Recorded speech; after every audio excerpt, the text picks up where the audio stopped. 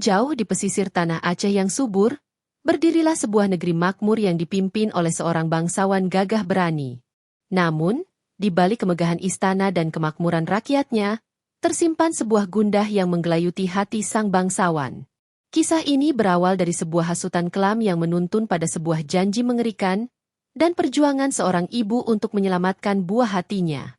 Pada zaman dahulu, di sebuah negeri di tanah Aceh, hiduplah seorang bangsawan yang kaya raya dan disegani. Kehidupannya nyaris sempurna, dengan istri yang setia dan rakyat yang patuh. Namun, sang bangsawan memiliki dua orang sahabat karib yang selalu berada di sisinya. Yang satu bernama Lesamana dan yang lainnya bernama Pedanelam. Mereka dikenal bukan karena kebijaksanaannya, melainkan karena kepandaian mereka dalam membisikkan kata-kata manis yang seringkali berujung pada kesesatan. Setiap hari, Lesamana dan Pedanelam tak henti-hentinya mengisi benak sang bangsawan dengan berbagai pemikiran yang keliru. Mereka menanamkan sebuah pandangan bahwa kehormatan seorang pemimpin hanya akan lengkap jika ia memiliki seorang putra mahkota. Anak laki-laki dianggap sebagai penerus tahta, lambang kekuatan dan kejayaan, sementara anak perempuan dianggap sebagai beban yang hanya akan membawa kelemahan bagi keluarga dan negerinya. Hasutan ini meresap begitu dalam ke dalam jiwa sang bangsawan, terlebih karena istrinya sedang mengandung anak pertama mereka. Keinginan untuk memiliki seorang putra menjadi obsesi yang membara. Ia membayangkan seorang anak laki-laki yang gagah, yang kelak akan ia ajari berburu, memimpin pasukan, dan menjaga martabat negerinya. Kerinduan ini begitu kuat hingga menutupi akal sehat dan nuraninya. Suatu hari, di Balai Agung Istana, kedua sahabatnya itu kembali melancarkan bisikan beracun mereka. "Tuan," kata Lesamana dengan nada serius, "bagaimana jika yang terlahir nanti adalah seorang perempuan? Kehormatan Tuan akan tercoreng." Pedanela menimpali, "Benar, tuanku. Anak perempuan hanya akan membawa aib. Menurut adat lama yang paling sakral, jika Tuan dikaruniai anak perempuan, ia harus segera dilenyapkan. Dagingnya harus kita jadikan santapan agar kekecewaan itu sirna dan kekuatan kembali kepada Tuan." Anehnya, pemikiran yang begitu keji itu tidak ditolak mentah-mentah oleh sang bangsawan. Benih kebencian terhadap kemungkinan lahirnya seorang putri telah tertanam begitu kuat di hatinya. Ia mengangguk perlahan, menyetujui usul mengerikan itu tanpa berpikir panjang. Janji kejam itu pun terucap. Sebuah sumpah yang akan menjadi awal dari sebuah kisah pilu yang melegenda di seluruh penjuru negeri. Waktu terus berjalan, dan usia kandungan sang permaisuri telah mencapai 7 bulan. Pada suatu pagi yang cerah, sang bangsawan memutuskan untuk pergi berlayar ke Pulau Pinang untuk urusan perdagangan. Sebelum berangkat, ia memanggil istrinya dan memberikan sebuah pesan yang syarat akan makna tersembunyi. Pesan itu terdengar seperti sebuah teka-teki. Namun bagi sang istri, setiap katanya terasa bagai sayatan pisau yang dingin. "Adinda," ujar sang bangsawan dengan tatapan tajam, "aku akan berlayar untuk beberapa waktu. Kelak, jika anak kita telah lahir, berikanlah aku pertanda. Jika ia seorang laki-laki, bunyikanlah rantai perak yang tergantung di gerbang istana. Suaranya yang gemerincing akan menjadi kabar sukacita bagiku. Namun, jika ia seorang perempuan, bunyikanlah rantai tembaga." Sang istri hanya bisa menunduk. Hatinya bergetar menahan cemas. Setelah sang bangsawan pergi, hari-hari dilalui sang istri dengan penuh kekhawatiran. Ia berdoa siang dan malam, memohon kepada Allah agar diberikan kekuatan, apapun jenis kelamin anak yang dikandungnya. Tibalah saat yang dinantikan sekaligus ditakutkan. Setelah melalui perjuangan yang berat, lahirlah seorang bayi mungil ke dunia. Bayi itu sangat cantik, kulitnya bersih dan tangisnya lembut. Namun ia adalah seorang bayi perempuan. Kabar kelahiran itu disambut dengan kebahagiaan oleh para dayang, namun tidak dengan sang ibu. Wajahnya yang seharusnya berseri-seri justru tampak murung dan pucat pasi. Ia memeluk putri kecilnya dengan erat, air matanya berlinang membasahi pipi sang bayi. Ia tahu persis apa arti di balik perintah suaminya. Rantai tembaga bukan hanya pertanda kelahiran anak perempuan, melainkan lonceng kematian bagi darah dagingnya sendiri. Dengan hati yang berat dan tangan gemetar, sang istri memerintahkan seorang abdi untuk membunyikan rantai tembaga. Suaranya yang berat dan menggema terdengar pilu, seolah ikut meratapi nasib sang putri kecil yang tak berdosa. Di seberang lautan, sang bangsawan mendengar pertanda itu. Wajahnya seketika mengeras. Hatinya dipenuhi kekecewaan dan amarah. Ia segera memerintahkan kapalnya untuk putar haluan dan kembali ke negerinya, dengan satu niat keji yang telah terpatri di dalam benaknya. Sang bangsawan tiba di istana dengan wajah yang lebih kelam dari badai di lautan. Ia tidak menyapa istrinya dengan kelembutan, melainkan dengan tatapan dingin yang menusuk. Di belakangnya, Lesamana dan Pedanelam tersenyum sinis, seolah menikmati penderitaan yang terpancar dari wajah sang permaisuri. Tanpa basa-basi, sang bangsawan langsung menagih janji yang pernah mereka sepakati bersama. "Aku telah mendengar suara rantai tembaga," katanya dengan suara berat. "Itu artinya aib telah lahir di istana ini. Sesuai perjanjian kita, serahkan anak itu padaku. Ia harus dilenyapkan, dan kita akan menyantapnya malam ini." Kata-kata itu meluncur begitu saja dari mulutnya, tanpa sedikit pun keraguan atau belas kasihan. Hati sang istri hancur berkeping-keping mendengarnya. Ia bersimpuh di kaki suaminya, memohon dengan tangisan yang menyayat hati. "Kakanda, aku mohon jangan lakukan ini. Dia adalah darah dagingmu, anak kita. Apa salahnya hingga ia harus menerima takdir sekejam ini? Kumohon, ampunilah dia, berilah dia kesempatan untuk hidup." Isak sang istri sambil memeluk erat kaki suaminya. Namun, hati sang bangsawan telah membatu. Hasutan kedua sahabatnya telah membutakan mata hatinya dari cinta dan kasih sayang seorang ayah. Ia mendorong istrinya dengan kasar dan berkata, "Cukup, keputusanku sudah bulat. Seorang pemimpin tidak boleh mengingkari janjinya. Cepat laksanakan perintahku atau kau akan ikut menanggung akibatnya." Ancamannya begitu nyata, membuat sang istri tak punya pilihan selain menuruti kemauannya. Dengan langkah gontai dan jiwa yang remuk, ia berjalan menuju kamar bayinya. Setiap langkah terasa begitu berat, seolah ia sedang berjalan menuju tiang gantungan. Ia menatap wajah mungil putrinya yang tertidur lelap, begitu damai dan tak berdosa. Bagaimana mungkin ia tega menyerahkan malaikat kecil ini untuk dibunuh dengan cara yang begitu biadab? Dalam keputusasaan yang mendalam, secercah ide mulai terbentuk di benaknya. Sebuah rencana nekat untuk menyelamatkan buah hatinya. Di tengah keputusasaan yang mencekam, akal sang ibu bekerja dengan cepat. Ia tahu ia tidak bisa melawan perintah suaminya secara terang-terangan, namun ia juga tidak akan pernah menyerahkan putrinya untuk dibantai. Cinta seorang ibu memberinya kekuatan dan kecerdikan yang luar biasa. Ia pun menyusun sebuah rencana tipu muslihat yang sangat berisiko, namun menjadi satu-satunya harapan bagi keselamatan putrinya. Pertama, ia memanggil seorang abdi setia yang paling ia percayai. Dengan berbisik dan air mata yang terus mengalir, ia menjelaskan rencananya. Sang abdi, yang juga merasa iba pada nasib sang putri kecil, setuju untuk membantunya tanpa ragu. Tugas pertama sang abdi adalah segera mencari dan menangkap seekor kambing muda yang ada di sekitar istana. Sementara sang abdi pergi, sang ibu kembali ke dapur dengan langkah yang disamarkan oleh kesedihan. Ia menyiapkan bumbu-bumbu gulai terbaik, seolah-olah ia benar-benar akan memasak hidangan paling mengerikan dalam hidupnya. Para juru masak istana hanya bisa menatapnya dengan iba, tidak berani bertanya apa yang sebenarnya terjadi. Mereka hanya melihat seorang ibu yang sedang memasak dengan air mata yang tiada henti. Tak lama kemudian, sang abdi kembali dengan seekor kambing muda. Dengan hati-hati dan tanpa menimbulkan suara, mereka menyembelih kambing itu di tempat tersembunyi. Daging kambing itu kemudian dimasak menjadi gulai yang sangat lezat. Aroma rempahnya menyebar ke seluruh penjuru istana. Untuk meyakinkan suaminya, sang ibu mengambil kepala kambing itu dan menguburnya di sudut perapian dapur. Seolah-olah itu adalah bukti dari perbuatan kejinya. Ketika hidangan telah siap, ia menyajikannya di hadapan sang bangsawan, Lesamana, dan Pedanelam. Wajahnya ia buat sepilu mungkin, seolah-olah hatinya benar-benar hancur karena telah membunuh anaknya sendiri.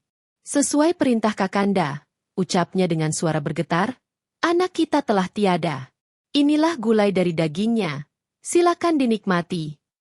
Sang bangsawan menatap gulai di hadapannya dengan puas, sama sekali tidak menyadari bahwa ia sedang ditipu oleh istrinya sendiri. Setelah berhasil mengelabui suaminya, Tugas terberat sang ibu barulah dimulai. Di bawah selubung malam yang gelap dan sunyi, ia membungkus putri kecilnya dengan kain yang tebal dan hangat. Dengan diiringi oleh abdi setianya, ia menyelinap keluar dari istana. Mereka berjalan menembus kegelapan, menuju ke sebuah hutan lebat yang terletak tidak jauh dari istana. Hatinya berdebar kencang. Setiap suara ranting patah atau lolongan anjing hutan membuatnya terlonjak kaget. Tujuan mereka adalah sebatang pohon yang sangat besar dan tinggi, yang dikenal oleh penduduk sekitar sebagai pohon gelumpang. Pohon ini dipercaya memiliki kekuatan magis dan menjadi tempat tinggal bagi roh-roh pelindung. Sang ibu memilih pohon ini dengan harapan putrinya akan selalu aman dan terlindungi di sana. Dengan bantuan sang abdi, ia memanjat pohon raksasa itu dengan susah payah, sambil menggendong bayinya dengan erat. Di salah satu cabang tertinggi, di pucuk pohon itu, terdapat sebuah lubang alami yang cukup besar dan terlindung dari angin serta hujan.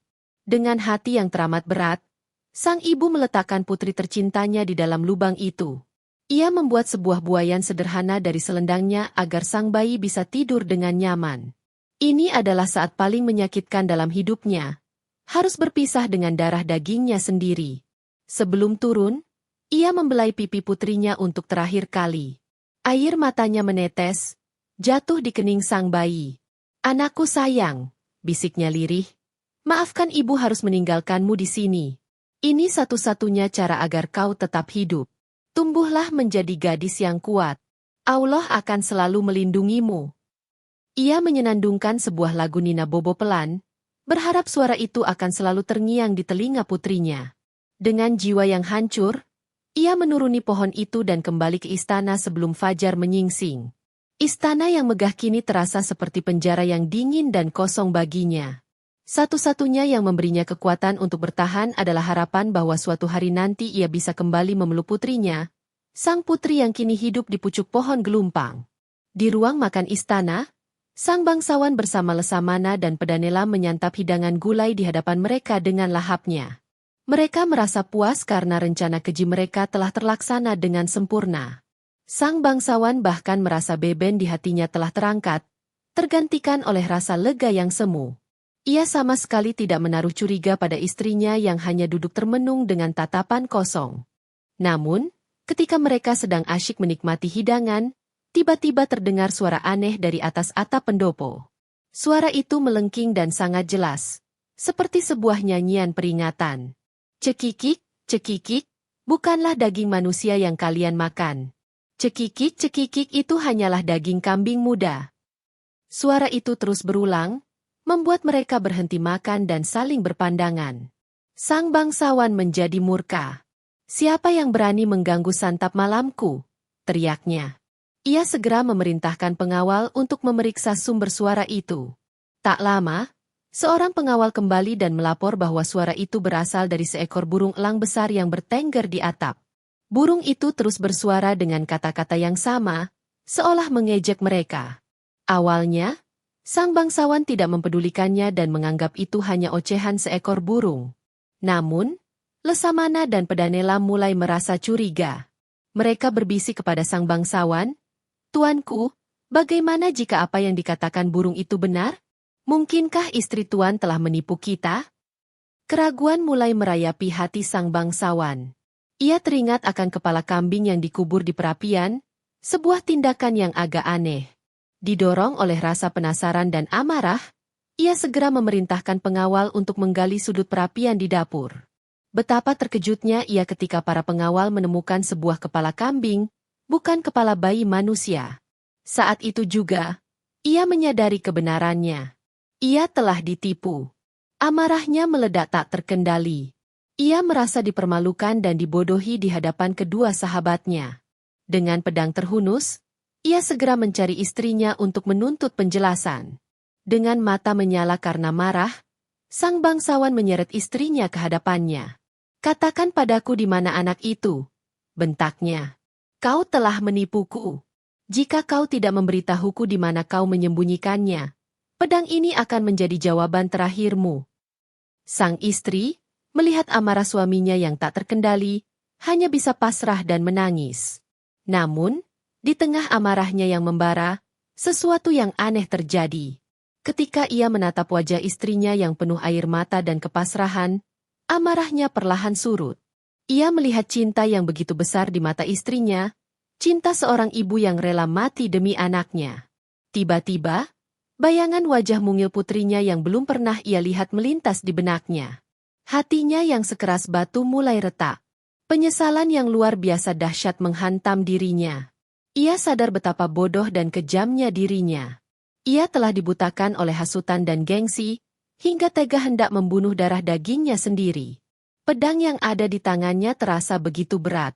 Ia menjatuhkan pedangnya dan bersimpuh di hadapan istrinya, memohon ampun dengan tangisan yang pilu. "Maafkan aku, Dinda. Aku telah berdosa. Aku mohon, katakan di mana putri kita."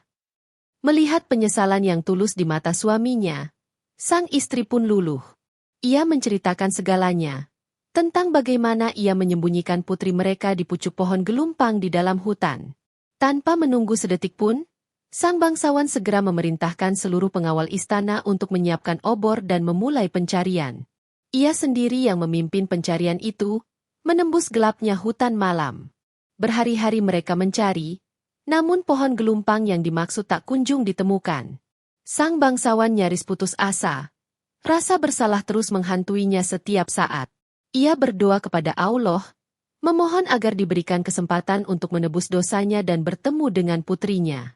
Ia berjanji, jika ia menemukan putrinya, ia akan mencintainya lebih dari apapun di dunia ini, tanpa memandang jenis kelaminnya. Setelah pencarian yang melelahkan, akhirnya mereka menemukan sebatang pohon yang menjulang paling tinggi di antara pohon-pohon lainnya. Itu adalah pohon gelumpang yang diceritakan oleh sang istri. Hati sang bangsawan berdebar kencang. Dengan suara bergetar, ia memanggil nama yang belum pernah ia ucapkan. "Anakku, putriku, ayah di sini. Turunlah, nak." Hening sejenak. Lalu, dari pucuk pohon yang tinggi, terdengar suara tangisan bayi yang lembut. Semua mata tertuju ke atas. Dengan bantuan para pengawal, sang bangsawan memanjat pohon itu. Di dalam sebuah lubang di pucuk pohon, ia melihat putrinya, hidup dan sehat, seolah dilindungi oleh kekuatan gaib pohon itu. Ia mengangkat putrinya dengan tangan gemetar, air mata kebahagiaan dan penyesalan membasahi wajahnya. Pertemuan itu adalah momen yang sangat mengharukan. Untuk pertama kalinya, sang bangsawan memeluk dan mencium putrinya dengan penuh kasih sayang. Ia melihat betapa cantik dan sempurnanya gadis kecil itu. Ia bersumpah pada dirinya sendiri untuk menebus semua kesalahannya dan menjadi ayah terbaik baginya. Ia membawa putrinya turun dan menyerahkannya ke dalam pelukan sang ibu yang telah menunggu dengan cemas. Sang bangsawan kembali ke istana dengan membawa putrinya dalam dekapan. Ia mengumumkan kepada seluruh rakyatnya bahwa ia telah dikaruniai seorang putri yang cantik jelita. Untuk menghormati tempat di mana putrinya diselamatkan, ia memberinya nama Putri Pucuk Gelumpang. Sejak saat itu, ia memimpin negerinya dengan lebih bijaksana. Ia menghukum Lesamana dan Pedanelam atas hasutan jahat mereka dan memerintah dengan penuh cinta kasih. Kisah ini menjadi pelajaran berharga bagi sang bangsawan dan seluruh rakyatnya. Mereka belajar bahwa setiap anak, baik laki-laki maupun perempuan, adalah anugerah tak ternilai dari Allah yang harus disyukuri dan dicintai dengan sepenuh hati. Janganlah kita mudah terpengaruh oleh bisikan jahat yang dapat membutakan mata hati dari kebenaran, karena penyesalan selalu datang terlambat, dan kasih sayang sejati adalah harta yang paling berharga.